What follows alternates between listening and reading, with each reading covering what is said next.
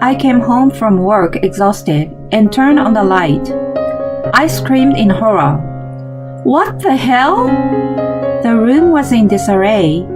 Bags of snacks were scattered everywhere. In the center of the room were my mother-in-law and her two sisters, who were drooling in their sleep. Oh, you're back. It's quite a nice house. My mother-in-law woke up. Give me a break. What do you think you're doing? I screamed in anguish, and she clapped her hands and smiled at me. We're going to live here from now on. You're going to work hard for us. Then we'll let you stay here. She proclaimed with a breath that reeked of alcohol. Her sisters were smirking with a glass of wine in their hands. It's a little cramped, but we'll manage. It comes with a maid, you know. That's true. By the way, can you make us some snacks? The three of them gulped wine while they crapped up so hard that the entire neighborhood could hear them. I was absolutely stunned when I heard a nonchalant voice coming from the front. Suppressing my anger, I walked toward the door. My husband, who also reeked of alcohol, was taking off his jacket. He had told me he was going to a company function, but it made me angrier in the crazy situation. Honey, your mom is making a terrible joke that she and her sisters are going to live here. Do something. Oh yeah, I think I got a text about that from her. She said they were having a party tonight. Are they still drinking? I was taken aback by his indifferent attitude. Are you serious? What are we going to do about their living expenses and stuff? She said she would pay us rent. You just need to put in a little more effort on housework. Anyway, I'm a little hungry, so can you make me something quickly? He walked into the bedroom to change. I went back to the living room and saw the three of them once again sprawled out on the floor. They had such a dumb sleeping faces. I saw a wine bottle lying on the floor. I couldn't contain my anger and pick it up. I met my husband Peter through work. At the time, I was working in the sales for a food company. He was one of my clients, and we often saw each other. Since we both liked to drink, we hit it off right away. The year after we met, we started going out. We went around places that served good drinks and sometimes made cocktails at home together. Although he was a little insensitive at times, I liked his cheerful and optimistic personality. 2 years later, we got married and bought a house near his mom, Betty. It was spacious for the price, bright, and in a safe neighborhood. We decided on it almost immediately, partly because he was close to his mom. That was the beginning of the mistake. I'm hungry, Dana. Hurry up with the food. Huh? Are you going to stay for dinner again? Watch your tongue. You're so sarcastic. Come on, start cooking. Soon after we moved into our new house, Betty began visiting us almost every day without notice. Because I had changed my work when I got married, I did have more time on my hands than before. I was planning to spend it studying for my certification exam. Betty didn't care about it and kept coming over as she wished. I couldn't neglect my mother-in-law, so I had no choice but to entertain her. In retrospect, no matter how awkward our relationship became, I should have firmly rejected her. Eventually, her sisters Diane and Anita started coming along with her. Oh no, we are out of snacks. You need to stock more. I will open the new tea box. The sisters were both divorced. If they behaved like that all the time, no wonder their husbands ran away. No matter how disagreeable they were still close relatives of Peter. I sucked it up and continued being treated as a maid for his sake. When the stress was getting to the point where I couldn't even manage my daily life, the three sisters went away on a short trip. I thought it was now or never and talked to Peter about them, but he didn't take me seriously at all. My dad just passed away, so she's lonely. Don't be so uptight. But our expenses are going up. If we keep going like this, we'll have to cut into our savings. You're not good at managing it then. I've gotten a raise and have been putting in more money. His raise was less than 100. I was too exhausted to argue with him. 3 years had passed. I wondered how long I had to live in hell. I had no idea that I still hadn't seen the core of it. One day, my personal belongings began to disappear. I noticed some accessories, cosmetics, and other small things were missing. I knew that only Betty and her sisters would do such a thing, and started using a lockable drawer. I kept track of everything I didn't want to be taken.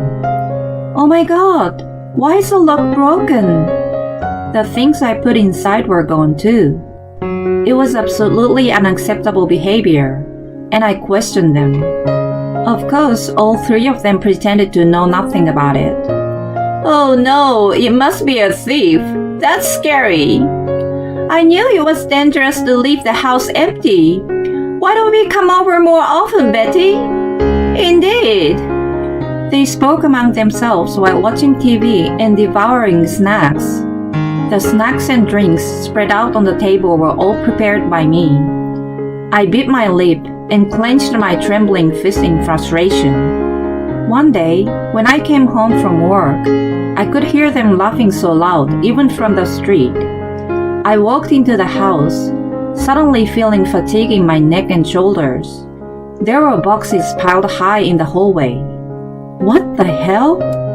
I walked toward the voices suspiciously and was met with an unbelievable sight. More boxes were placed throughout the living room.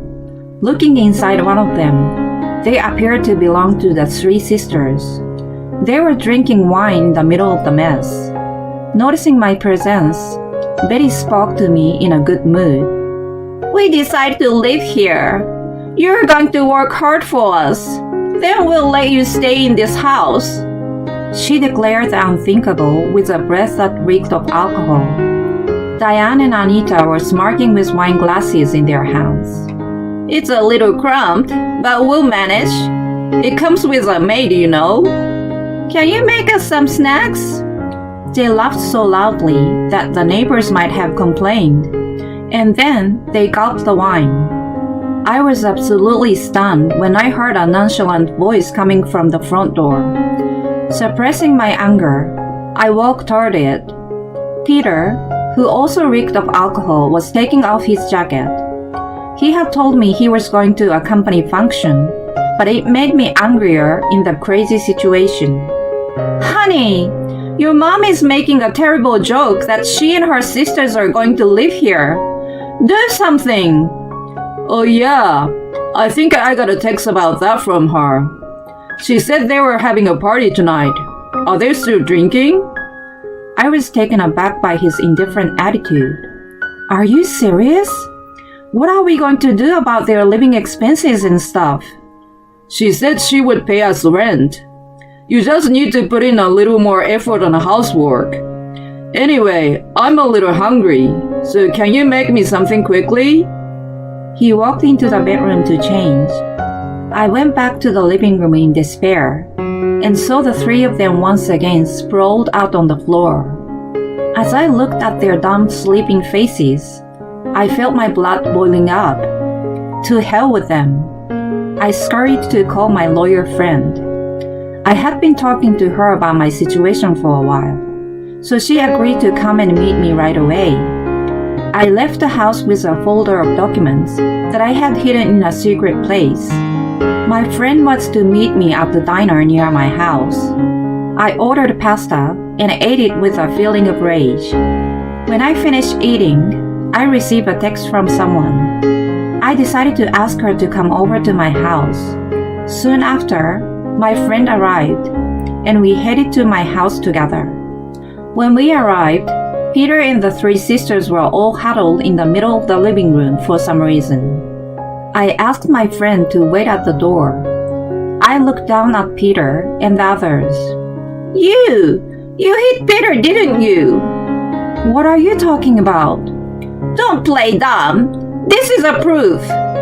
Betty helped Peter to get up. His nostrils were stuffed with tissues, and he had a bump on his forehead. He glared at me with a look of sheer pain on his face. Betty pointed a finger at me and shouted, "You did this to him! You better pay him compensation!" "Damn right! I'm against violence!" I sighed and slammed the divorce papers from the folder. Then I opened the cupboard and took out the surveillance camera I had hidden. They all looked at me with puzzled expressions. "The truth is on here, so let's all take a look." Since the camera was linked to my phone, I showed it to everyone. I pressed the play button, and the room appeared as it did sometime earlier. We could see Peter coming into the living room in a good mood after changing his clothes. He was walking through the room and seems to be talking to the three sisters, who were already wasted and asleep. The next moment, he tripped on a bottle of wine and fell face down. The sound waked them up from their sleep, and they scurried around him. "You know who caused this, don't you?" "This means nothing. You should have cleaned up the mess properly." "Even though it was your mess?" "It's your job to clean up. It's so shady to plant a camera anyway." She was adamant to make it my fault in any way. I didn't expect logic from her, but I also didn't think she was so obstinate. I tapped the video I had taken a few days earlier and held it up in front of them again. It was footage of the time my lock was broken. There I found the sisters breaking it and stealing my things. They seemed to realize that it was indeed a serious matter, and their faces began to turn pale. The reason I set it up was that I wanted to know who was stealing my things. I guess thieves exist closer than you think, right, Betty? Well, that's... Wait a minute. Stealing is indeed a terrible thing to do, but you must have known from the recording that I was injured. You are also a perpetrator for ignoring it. His absurd argument made me laugh. How did I end up marrying such a man? I would have loved to go back in time and ask myself. I led my friend into the room and presented the divorce papers in front of his face. I was worried when I saw it, so I came home in a hurry. Even though we are getting a divorce, I wouldn't wish you any harm. Unlike your family, I'm not morally corrupt. I then told them that the house was in my name, that my parents had purchased it, and that I had the documents to prove it. I also told them to pay for cleaning the house and the stolen items. Diane and Anita raised their eyebrows and started yelling at Betty. "This is not what you promised us." "That's right. You said I would have an easier life here, so I already moved out of my apartment." "Are you guys saying it's my fault?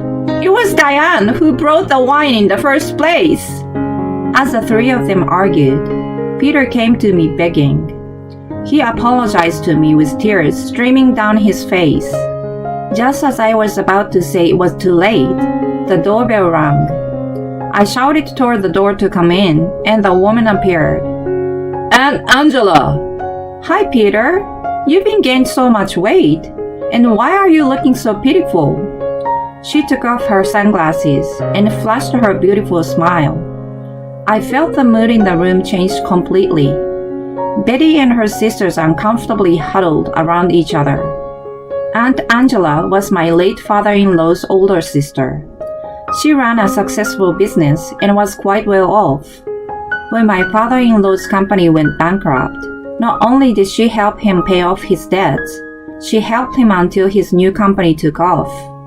Betty was completely indebted to her for that reason. Diane and Anita went to the same high school as her and were intimidated by her. She kept herself away from family gatherings, which made everyone fear and respect her at the same time whenever she made a rare appearance.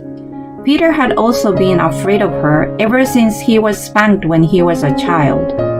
Of course, the spanking wasn't for nothing, but for being mischievous. As for me, I met her through work first. She was a tough businesswoman, but she was also very caring and practical, which I respected. How can you treat a kind and competent girl in this way? You people should be ashamed of yourselves. Well, No excuses. Everybody sit down right there. Angela began to lecture the four of them. They were complaining to me before she showed up, but they became quiet and obedient. Her lecture went on for about an hour. By the time it was over, Peter couldn't say anything. I then had him sign the divorce papers in front of everyone. He also wrote and signed a letter of promise that he would pay me alimony and the savings he and his family spent. The years of hell finally came to an end.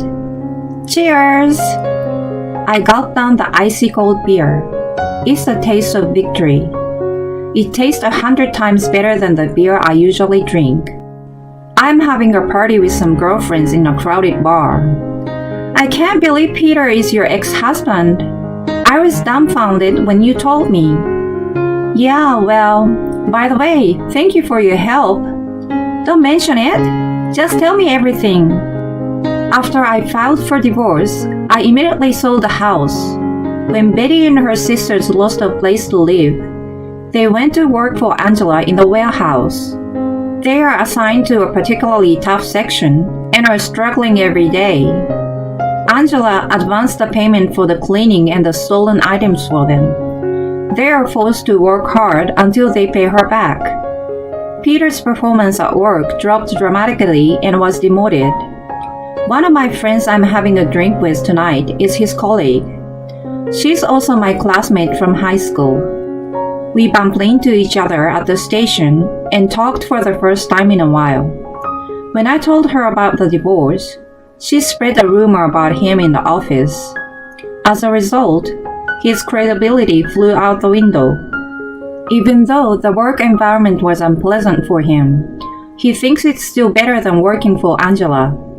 He still goes to work every day. Angela has assured me that if he falls behind on the alimony payment, he would be forced to work for her immediately. Seriously, why did I marry that guy? I know. Well, it's a party for broken hearts today. Let's all have a good laugh together. I'm in. Our laughter is mixed into the hustle and bustle of the bar and disappeared into the night.